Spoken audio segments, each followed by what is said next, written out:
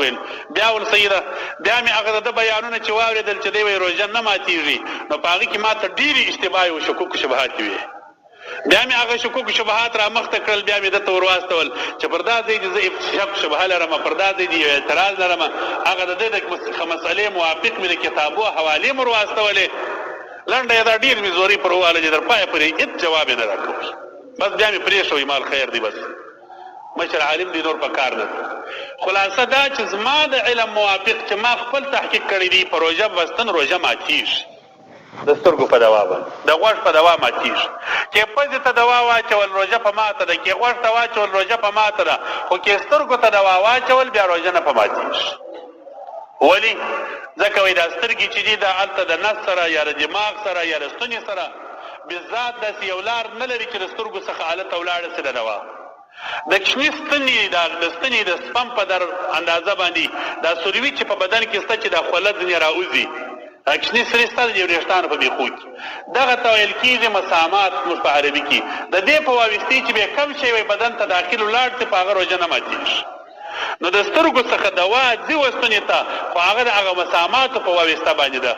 که چیرې د هغه په واویسته ولاړل روژه نه ده په ماته، او بالذات داسې یو لار نه لري، یو منفذ نشته چې د هغه څخه ولاړ سي، ځکه د سترګو په دوا باندې روژه نه ماتېږي. سترګې دې خوږېدلې په روژه کې دوا وراچوه، په دې باندې بیا روژه نه ده ماته.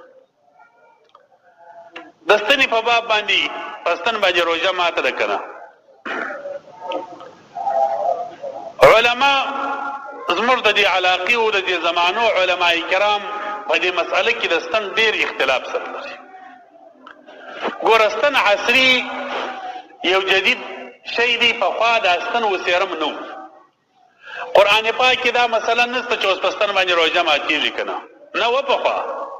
احادیثو مبارکانو کې نشته چې په ستن روژه ماته ده که نه، خو نه وه. صحابه کرامو په اقوالو کې داسې په صریح نصوصو کې دا شی نه پیدا کېږي. د امام ابو حنیفه رحمه الله څه نه ده ثابته، وروستنۍ فقها د امت کې چا نه ده لیکلې. د دې عصر جدید شی ځینې جوړ شوی دی ستن.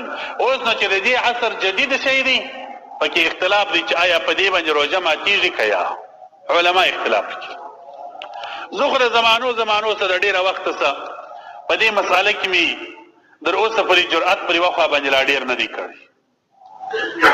ډېر علما کرام د دې زمانې پر دا تللي دي چې په ستن روژه نه ماتېږي، ډېر علما پر دا خوا. خو زما د علم موافق محققین علما بې پر دا خوا باندې تللي چې یا په ستن روژه ماته ده. هغه علما چې په ستن روژه ماته بولي د هغو تحقیق زما په علم باندې در هغو علماو ښه خوند راکوي چې وایي نه ده په ماته. دواړو خواو ته علما تللي دي، دواړو خواو ته علما کرامو کتابونه لیکلي دي چې بعضې وایي ماته ده، بعضې وایي نه ده ماته. خو د هغو علما کرامو اقوال چې وایي روژه په ماتېږي د هغو اقوال د شریعت د نورو جزئیاتو سره موافقه ده ډېره، او ښه دلایل قوي دلایل پر دا خوا باندې دي چې روژه په ماتېږي. که څوم علما یې لږ دي مګر خو دلایل یې قوي دلایل دي.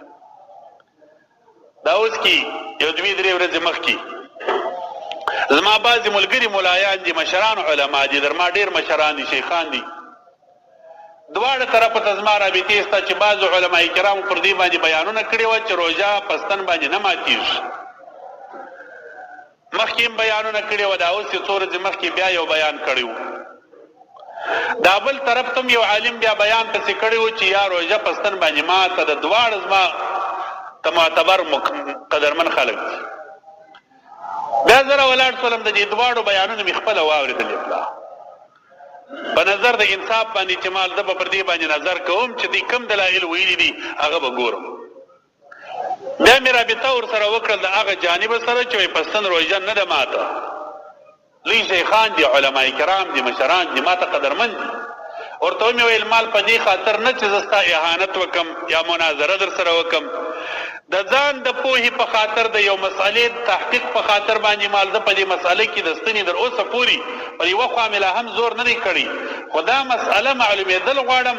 نو که ستا خوښ د دې واټساپ په ذریعه باندې ما او تا سره لیري یو هر وخت چې خلاصېدلې هر وخت چې زه خلاصوم زه به مې څه خبرې در استوم تیم را استوه زما چې کم شکوک و شبهات دي هغه به زه تا ته ووایم چې په دغه ځای کې زما شکونه دي ته هغه شبهات را حل کړه ښه په ورورګلوي باندې بلکې ورورګلوي را خالص نه د یو شاګرد او د استاد په حیث باندې ته در موږ مشر عالم یې زموږ استاد یې زه د شاګرد یم زه ستا ته پوښتنه کوم دا مسأله به سره حل کړو یا بلا مې مخکې هم ورته ویلې وه ما او دی یو څه وخت مخکې پر دې مجلس کړی وو ما دا مسأله کې به ما ورته ښه د ورورګلوي بحث یې پلا سره کوو زه به خپل ځان ته معلومات وکړم په دې خاطر نه چې تا پوه کړم ځان ته به دا مسأله معلومه کړم بیا مې هغه وخت څه شان ورته ویلې وو بیا خبرې جواب یې نه راکړي دا اوس روژه کې مې بیا ورته ویل بیا ول سیده بیا مې هغه د ده بیانونه چې واورېدل چې دی وایي روژه نه ماتېږي نو په هغې کې ما ته ډېرې اشتباه او شکوک شبهات وې